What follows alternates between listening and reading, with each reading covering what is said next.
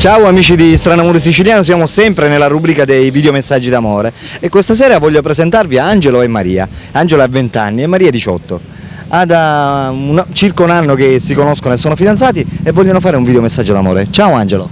Ciao, Ciao Maria. Ciao, Allora Maria, tu hai? 18 anni, E tu invece Angelo? 20, Di dove sei? Palermo. E tu? pure. Ascoltate, esattamente com'è che vi siete conosciuti?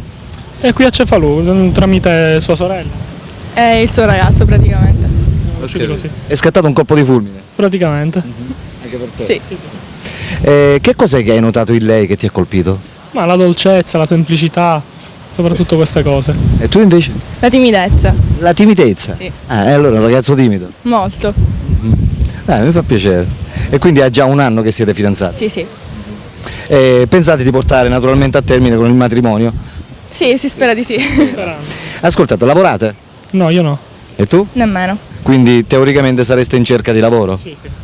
Quindi amici telespettatori, se c'è fra di voi qualcuno che può offrire lavoro sia ad Angelo che a Maria, Angelo ripeto 20 anni e Maria 18, può mettersi in contatto con la nostra redazione chiamando il numero in sovraimpressione.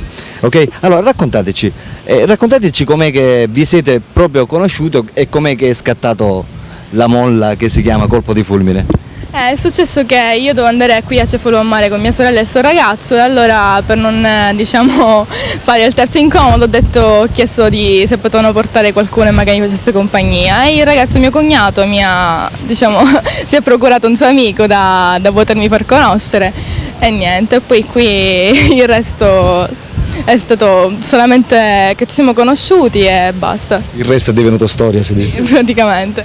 Ok, scusate, va bene amici, abbiamo conosciuto Angelo e Maria, ripeto per chiunque fosse interessato a dare lavoro sia ad Angelo che a Maria può telefonare ai nostri numeri in sovraimpressione. Ciao da Alberto, ciao da Angelo. e ciao da... Maria. Ok amici, a dopo.